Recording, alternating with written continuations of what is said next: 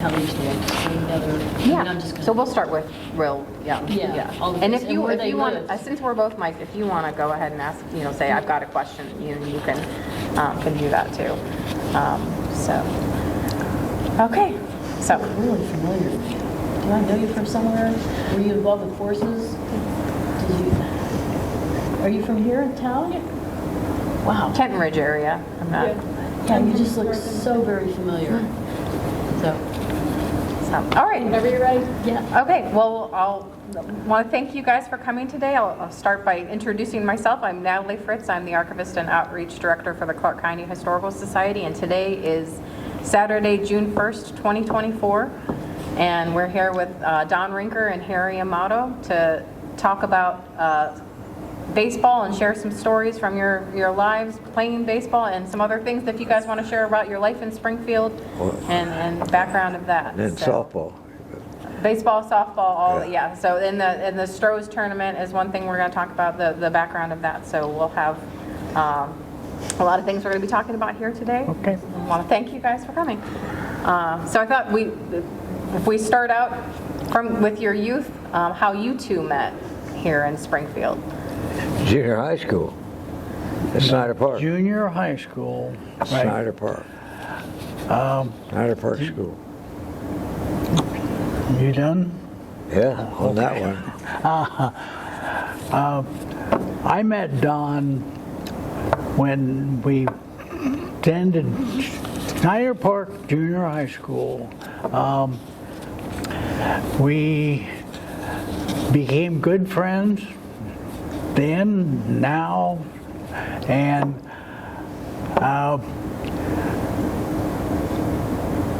how come everything goes blank? Harry, what year would that have been? Would that have been in the 1930s, right? That was probably 35? 135. It was before the war. Has to be. A little bit later 30s? Late because 30s, yeah. being late in the 30s. service is after we went We back. became friends right away for some reason or other. We became friends. We did all the things that little kids used to do, like steal watermelons. Yeah. How did you steal watermelons? Where did you get them from? Well, what happened was there was a group of us played together, and in the evening there was a watermelon stand on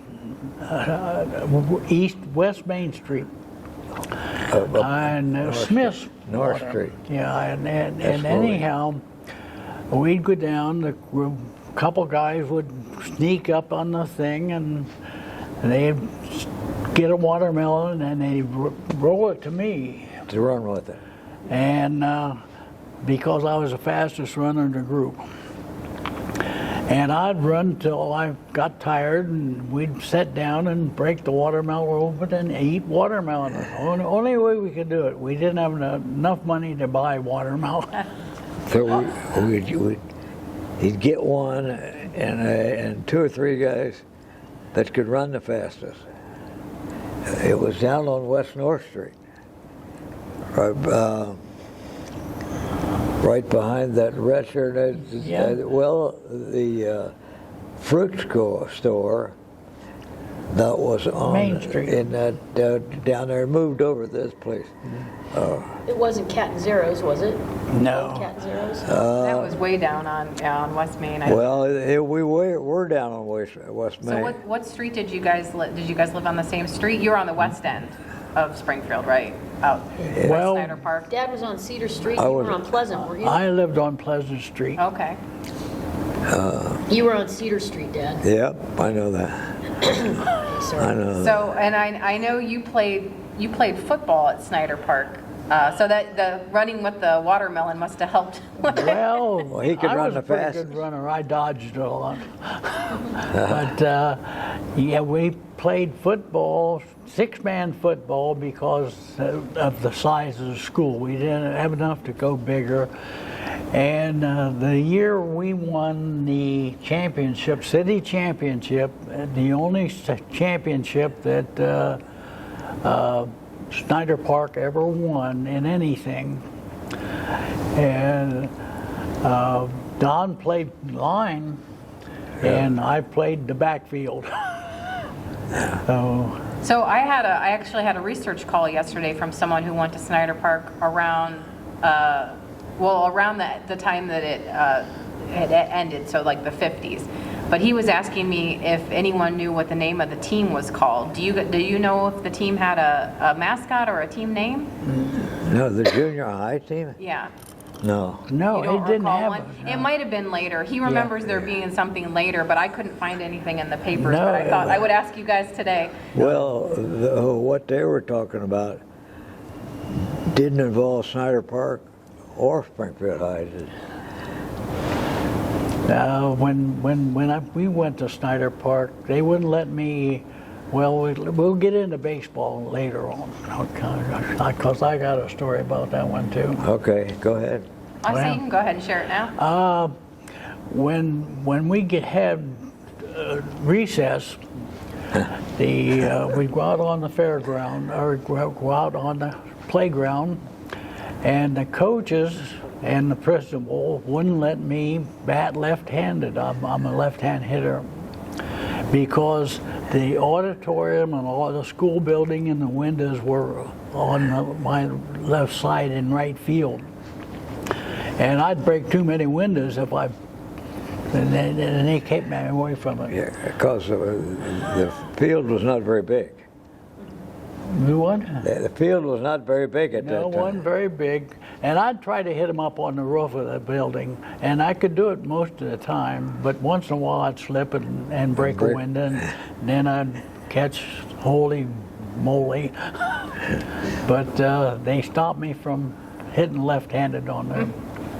Well, that was when you hit it into the auditorium. The auditorium was in right field, and he'd turn, when they didn't have anybody watch him, he'd turn around and hit the other way. So they kept breaking the windows out of the auditorium, because they didn't see him at that time, and then they decided they weren't going to do that anymore. So they went a different way. Yeah. What elementary schools did you guys go to before you went to Snyder Park? I went to, was on the corner of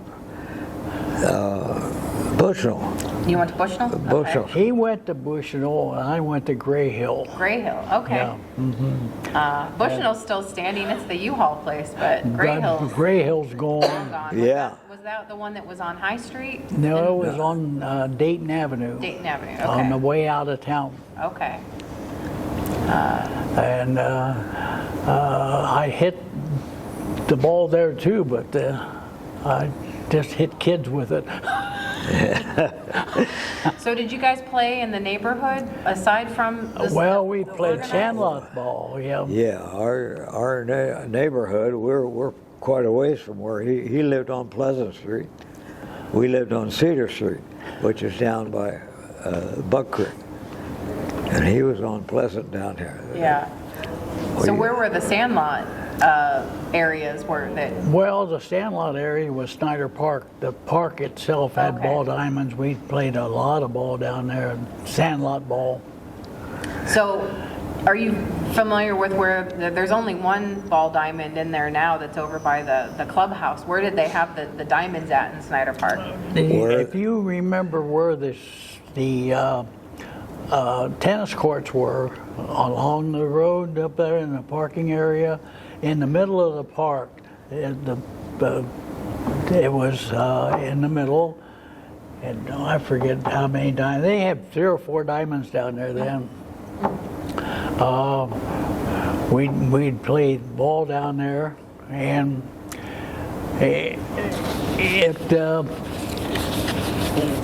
we'd practice football down there too. Yeah, so we had to run home. Coach Rolfus would get awfully mad at us every once in a while when we were late.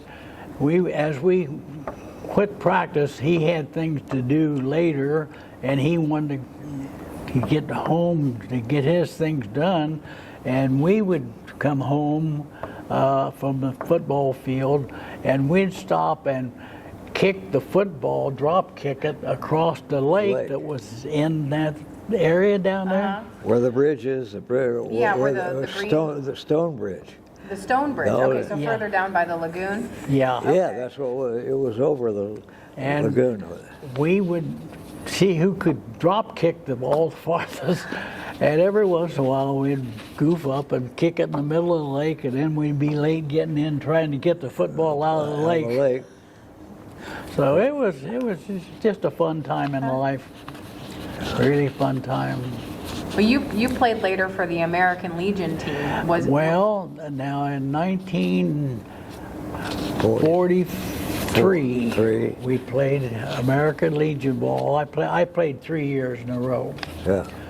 And we were national runners-up in American Legion Bowl. We lost the national championship by 1 run. I pitched the game and lost it. But I didn't lose it hitting. And that year in 1943, when we lost 3-2 in the team in Minnesota. Miles City, Montana. Well, that's where we played the game. Yeah. But the team was from Minneapolis that beat us. And I lost it, pitching 3-2. And it wasn't a fun thing to do. Yes, it was fun to remember. Oh, Let's go ahead. I said, what was your main position? I know you were. On American Legion, I pitched every game I could and played the outfield in other games. But when I finally Pittsburgh, there were 8 teams that tried to sign me to a contract.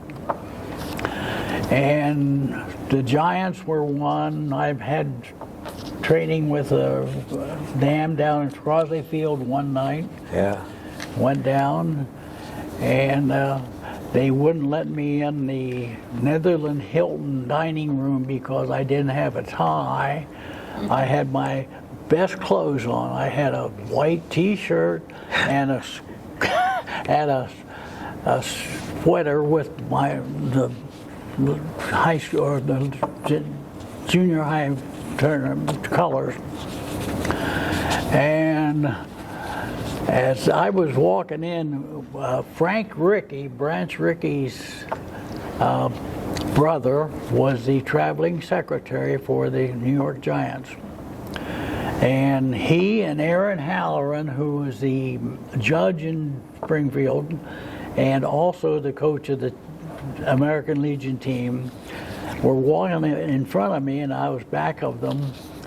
And this Mater D stuck his arm out in my throat. "You can't go in here." Well, I said, "But I'm with them. They're way up there." And I made enough noise that they heard it, and they came back.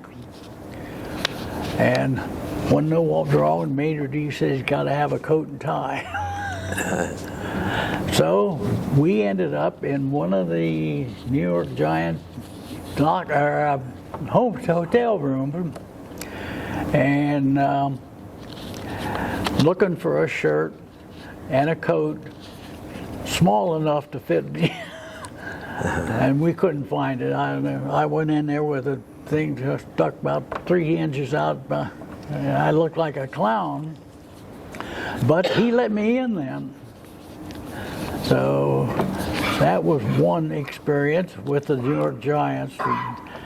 Then the Pirates signed me. There was a guy from California signed, come to Springfield and signed me. Hollis Thurston. Hollis Thurston was his name. And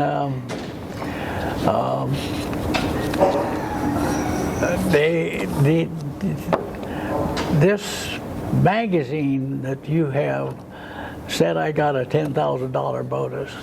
That wasn't true. I You didn't did get not? that. I didn't get that much. Oh. I got 5,000. Oh, okay. That's what the paper said. Yes. So you didn't, their paper didn't have that, right? Yeah. Okay. Well, anyhow.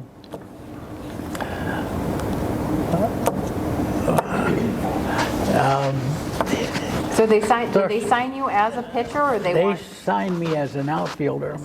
They liked my hitting and outfielding better than they did my pitching. But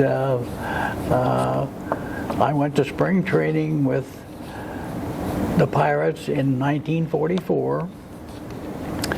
And one of the fellows out there on the board I just saw, Charles Fox. He was the principal of the Springfield High School then, and I was in junior high, but that next year I went to high school, and as a junior, and I played high school ball, and we were state runners-up that year, but so it was a lot of fun. And Fox let me out of school a month early to go to spring training. And that spring training back then in 1944 was moved from the south to the north. They didn't allow any travel for big league type teams or anything because of the war. So we went to Muncie, Indiana, Ball State, I think. Well, what was it? Yeah, well. And for spring training in Muncie, Indiana. So what year were you in school that you had to get out early to? That was Springfield High School. I mean, was that your junior year, or was that yours? That was my going into my junior year. Okay. Yeah. So you didn't end up playing? Did you end up playing for the Wildcats in your junior year, or were? Well, that You couldn't do both. back then, when they had a graduating class at mid-season in the winter, you didn't go up in the spring like they do now. Did you? Yeah. I hit it, and so I got up there too late. It was 44 that we won the state, or state runners-up. I missed all the, by signing that contract, I missed all the sports venues in high school. Oh. I wasn't allowed to play. Couldn't play basketball, yeah. football, anything at that time. So how about you? What was your? How about you in high school? Oh, I went to Springfield High School, from Snyder Park, the same place where he went, and then I joined the Coast Guard in 45. Yeah. 45, something like that. 44, but she's asking about high school. Why didn't you tell how you played, like with the only African-American team, because they didn't have enough players? Remember that? Oh, that, yeah. And I should interject here too. He mentioned Mr. Rickey. Do you know who Branch Rickey is? Okay, I didn't know if you knew the significance. Branch Rickey's who got, yeah, Frankie Robinson. Who integrated, Yes. yeah. So I didn't know if you knew Yeah. that, but I wanted to make sure that you all knew that. Anyway, tell him about playing with the African-American kids. You're the only white kid. Yeah. You can't I say went that. down to, was played in Cliff Park down there, and there was and they all lived on a place, I forget what the name of it was. It was a street it was an all black area. Okay. So I went and I lived on Cedar Street at that time, And he came up, well, I went down there. And they were all black guys, coach, everything. And my mom and dad came down to watch us play or practice sometime. And I'm the only white guy there. But they were fine. I knew them all, and they lived not too far from me. So I played with them down at Cliff Park. Yeah. So that's where their Sandlot League kind of was, down that way? Yeah. Yeah. And that was when you were in high school, correct? You were in high school at the time? Or was it junior high? No.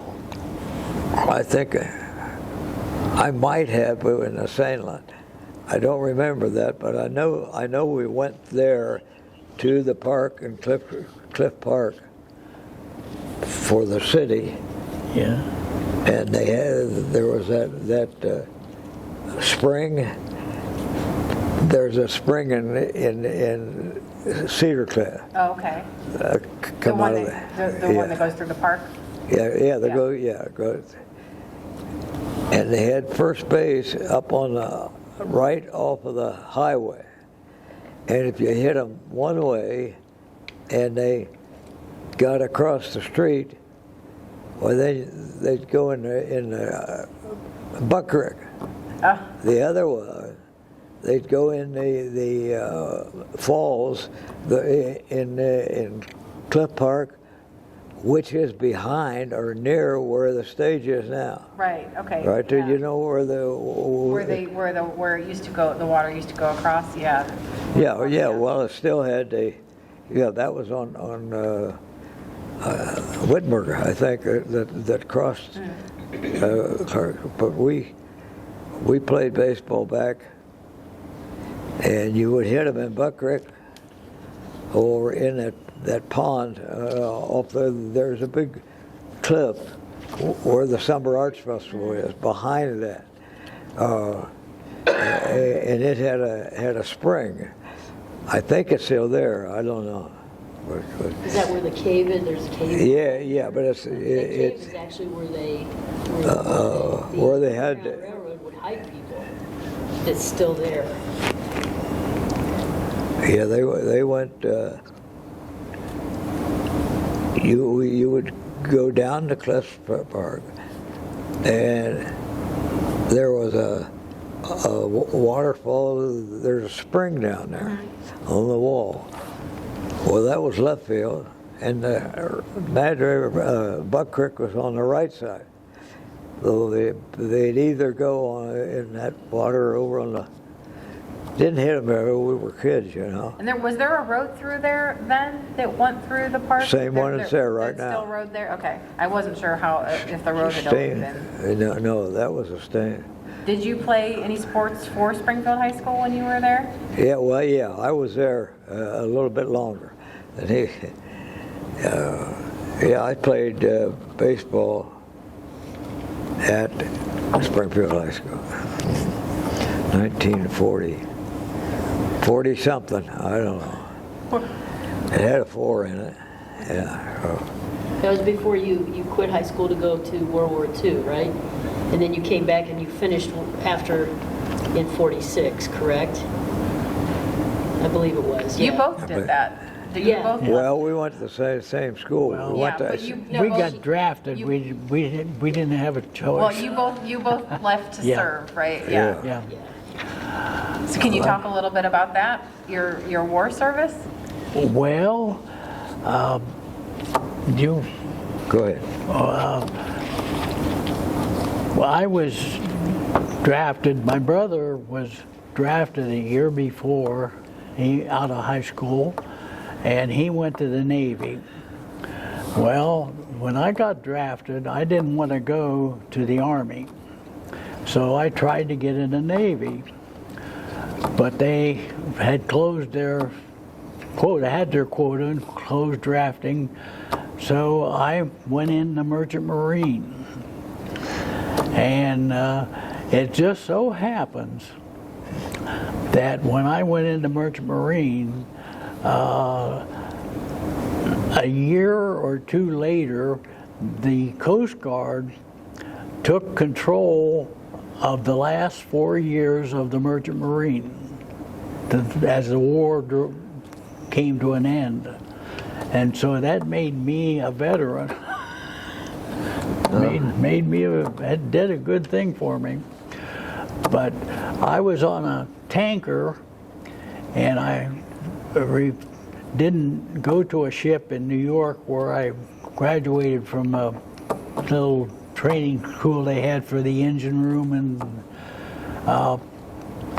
and they sent me out to a great big dirty transport ship. It was terrible. Scared you to death walking on them. So I just packed up my bag and went back to the hotel and said, I'm not going to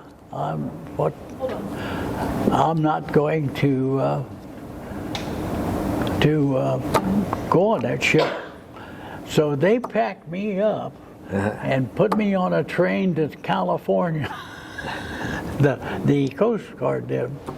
And I went out to Long Beach, California, and shipped out on a tanker, a sleek, beautiful ship in the Pacific. And I transported 3 loads of oil, or helped transport 3 loads of oil to the Philippines, Leyte Gulf, for the Air Force and whatever needed it out there. The second load, I went to Panama Canal and picked up a load of, our ship did, and went back to Leyte. And the third load of oil, our ship went to the Persian Gulf, and we picked up a load of oil in 95-degree water temperature. It was warm and there. So when we unloaded then, we went back through the Panama Canal and went into Venezuela and picked up a load of crude and went into New York. And that's where we ended our ship thing. I couldn't get off the ship because all the Merchant Marine vacated it. They knew better, but they were old guys, and I don't guess they were covered.